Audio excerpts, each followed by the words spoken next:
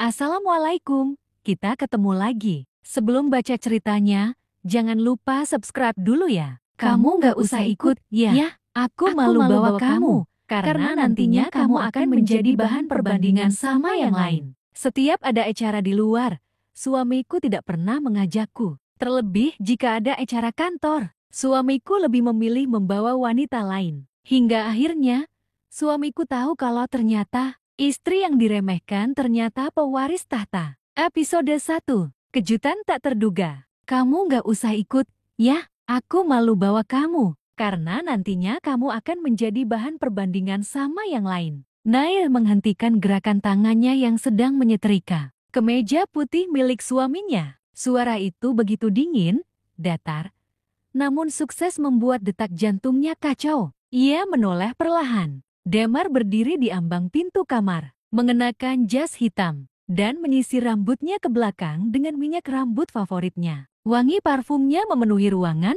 tapi bagi Nair, justru terasa sesak. Kenapa aku nggak boleh ikut, Mas? Tanyanya pelan. Damar memutar bola mata. Ya ampun, Nair, kamu ngaca deh. Bajumu itu-itu aja, wajah kamu pucat, nggak bisa dandan. Nanti kalau kamu aku ajak, bisa-bisa aku jadi bahan omongan. Ini acara kantor besar, ada istri para direktur juga. Kamu tuh nggak pantas gabung sama mereka. Nair menahan napas. Rasanya seperti ditampar. Bukannya kamu pernah bilang kamu mencintaiku apa adanya? Damar tertawa mengejek. Itu dulu, waktu kita baru nikah dan aku masih percaya cinta doang cukup. Sekarang, aku harus jaga citra. Kamu ngerti kan? Nair diam. Hatinya sakit, tapi matanya tetap tenang. Aku mau ajak Livi aja. Dia juga yang bantu persiapan proposal malam ini. Lanjut Damar seolah tanpa beban. Nair menoleh. Teman kantormu itu? Damar hanya mengangkat alis sambil mengambil jasnya. Dia lebih pantas tampil di depan publik. Nggak kayak kamu. Udah ya, aku pergi dulu. Jangan lupa kunci pintu. Tanpa peluk, tanpa cium kening, tanpa pamit layaknya suami kepada istri. Damar pergi begitu saja. Pintu tertutup dengan suara keras. Nair memejamkan mata. Ia berdiri sendirian di tengah kamar yang terasa dingin dan asing, seperti hatinya sendiri. Nair berjalan menuju lemari kecil di sudut kamar. Di balik tumpukan pakaian lama yang sengaja ia pilih untuk hidup sederhana, tersimpan brankas kecil berisi lembaran-lembaran penting. Sidik jarinya membuka kunci. Di dalamnya, akta warisan, lembar saham, dan sebuah kartu identitas resmi. Nama, Nair Prameswari. Jabatan, CEO dan pemilik saham mayoritas. Perusahaan, Mahakarya Abadi Group. Tangannya mengelus pelan ID card itu. Tak ada kebanggaan di wajahnya, hanya luka yang selama ini ia simpan sendiri. Ia memilih hidup sederhana bukan karena tak mampu, tapi karena ingin tahu siapa yang mencintainya tanpa laba kekuasaan dan harta. Tapi nyatanya, cinta yang tulus pun bisa berubah jadi penghinaan.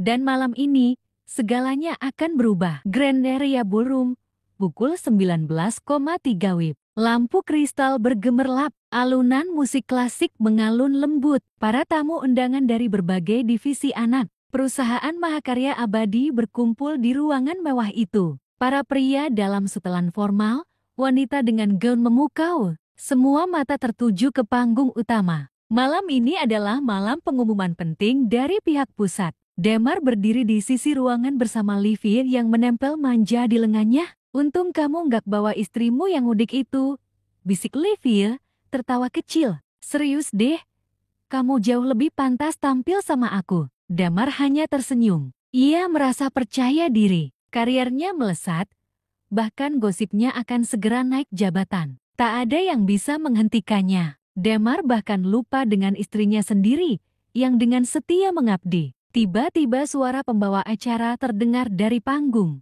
Hadirin yang terhormat, mari kita sambut CEO utama Mahakarya Abadi yang selama ini bekerja di balik layar dan baru kembali dari program internasional. Inilah pewaris resmi sekaligus pemilik saham terbesar Ibu Nair Prameswari. Ayo diningrat. Tepuk tangan bergemuruh. Para tamu berdiri memberi hormat. Tapi berbeda dengan Damar serta Livi. Damar mengerutkan dahi. Nair, saat pintu olah terbuka, Sosok wanita bergaun hitam elegan berjalan masuk. Rambutnya disanggul sederhana, langkahnya anggun, wajahnya tidak didandani berlebihan, tapi justru terlihat berkelas. Damar nyaris menjatuhkan gelas anggurnya. Rahangnya mengeras. Livy memicingkan mata, lalu berbisik pelan, "Dia mirip istrimu, Mar." Damar tidak menjawab, karena dia yakin wanita itu memang istrinya. Nair naik ke atas panggung, menerima mikrofon dari Amsi. Ia berdiri dengan tegak, tenang, dan bersahaja. Seluruh ruangan diam. Aura wibawa memancar dari sosoknya. "Terima kasih atas sambutan hangatnya. Saya tahu, selama ini nama saya jarang muncul di permukaan. Saya memang sengaja tidak tampil agar tidak menjadi pusat perhatian. Karena saya ingin mengenal perusahaan ini dari bawah tanpa ada kemewahan, tanpa perlakuan khusus. Hari ini, saya kembali untuk mengambil alih posisi yang menjadi hak dan tanggung jawab saya." Semua terdiam, lalu perlahan tepuk tangan mengiringi ucapannya. "Mulai minggu depan, akan ada audit besar-besaran di semua divisi. Fokus saya adalah menemukan siapa saja yang telah bekerja keras dengan jujur, dan siapa saja yang selama ini menikmati kenyamanan tanpa kontribusi." Damar menegang, keringat dingin membasahi pelipisnya. "Saya percaya, loyalitas tidak dibuktikan dengan laporan tapi dengan sikap, dan saya akan melihat itu langsung." Nair tersenyum, lalu turun dari panggung dengan tenang. Nair berjalan melewati Damar. Sekilas pun, ia tidak menyapa, tidak melirik, seolah tak mengenal pria itu.